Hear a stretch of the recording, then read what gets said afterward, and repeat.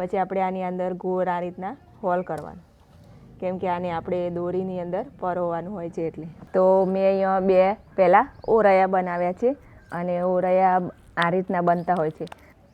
આ છે આપણી ચાયણી. તમે કઈ કઈ ડિઝાઇન કરો છો તે પણ જરૂરથી કહેજો.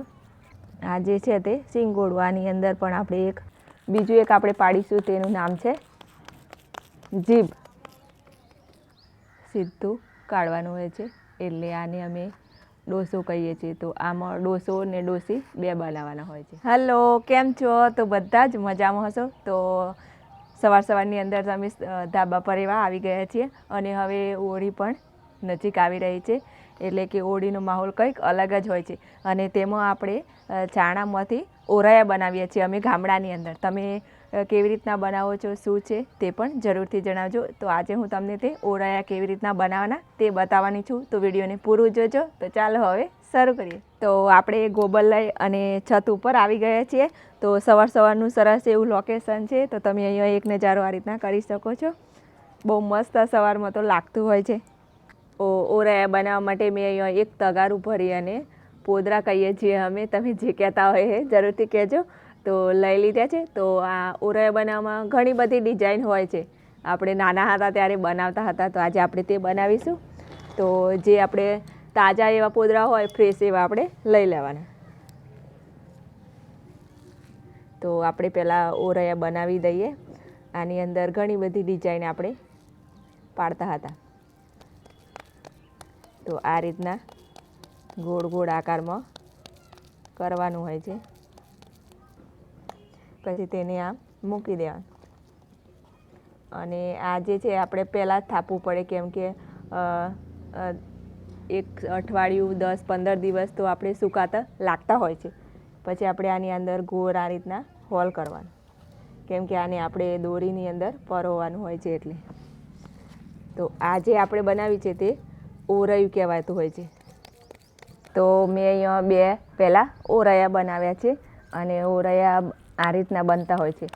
તો આ જે છે તે આપણે વધારે બનાવવાના. હવે આપણે બીજી ડિઝાઇન પાડીએ, એટલે કે જે કહેવાતી હોય છે અને ચાયણી કહીએ છીએ. તમે જે કહેતા હોય એ જરૂરથી કહેજો.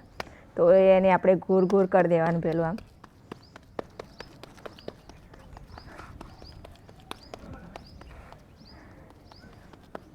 પછી તેમાં એક વચ્ચે હોલ પાડવાનો અને તેની અંદર નાની નાની ડિઝાઇન પાડવાની. આ છે આપણી ચાયણી. હવે આપણે બીજી ડિઝાઇન પાડીએ. તો જે કહેવાતું હોય છે એ સિંગોડું કહેવાય.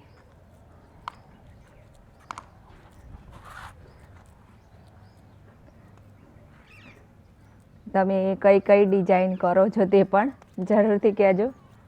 આ જે છે તે સિંગોડું. આની અંદર પણ આપણે એક હોલ કરી દઈએ એટલે આપણે તેને વચ્ચે આપણે દોરી નાખવાની. બીજું એક આપણે પાડીશું, તેનું નામ છે જીભ. તો આમ એને લોબું થાપવાનું હોય છે. આની વચ્ચે પણ આપણે એક હોલ પાડીએ. બધાની અંદર આપણે એક હોલ પાડવાનો હોય, કેમ કે આપણે તેને દોરી અંદર લગાવવાની હોય એટલે. આપણે બીજી હજુ એક ડિઝાઇન રહી છે, જે આ રીતના ગોળ રાઉન્ડમાં કરી દેવાનું. પછી તેની અંદર એક લાકડું નાખવાનું. આને આપણે સીધું કાઢવાનું હોય છે એટલે આને અમે ડોસો કહીએ છીએ. તો આમાં ડોસો ને ડોસી 2 બનાવવાના હોય છે. અને આને આપણે લાકડાને ગોળ ગોળ ફેરવીશું, એટલે આપણે જ્યારે બહાર નીકળવાનું થાય ત્યારે પણ તેની અંદર સરસ એવી દોરી પણ આવી જાય. આ ડોસો કહેવાતો હોય છે. અને ડોસી પણ બનાવવાની. આની અંદર પણ બીજું એક લાકડું નાખી અને આપણે બનાવી દઈએ. તો આ ડોસો અને ડોસી. તો આપણી બધી ડિઝાઇન એવી પડી ગઈ છે. અને હવે જે વધ્યું છે છાણ, તેમાંથી આપણે બધા જ ઓરૈયા બનાવી દઈએ. તો મેં બનાવ્યા છે તે રીતના બધા જ આપણે પહેલાં ઓરૈયા બનાવી દઈએ. તો મેં અહીંયા બધા સરસ એવા ઓરાયા બનાવી દીધા છે તે તમને દેખાતા હશે. અને હવે આને 10 થી 15 દિવસ માટે સુકાવા દેવાનો હોય છે અને પછી તેમાંથી હાર બનાવવાનો હોય છે. તે વિડીયો પણ જોવો હોય તો કોમેન્ટ કરજો, તો આપણે તે પણ જરૂરથી બનાવીશું.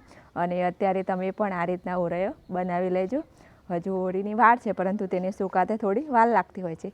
તો આજના વિડીયોની અંદર મેં તમને હોળાયા કેવી રીતના બનાવવાના તે બતાવ્યું. તો ખૂબ જ મજા આવી હશે. તો વિડીયોને લાઇક કરો, શેર કરો અને દક્ષા રેસીપી પેજને ફોલો કરો. અને હવે ફરીથી એક નવા જ વિડીયો સાથે મળીશું. ત્યાં સુધી બાય બાય.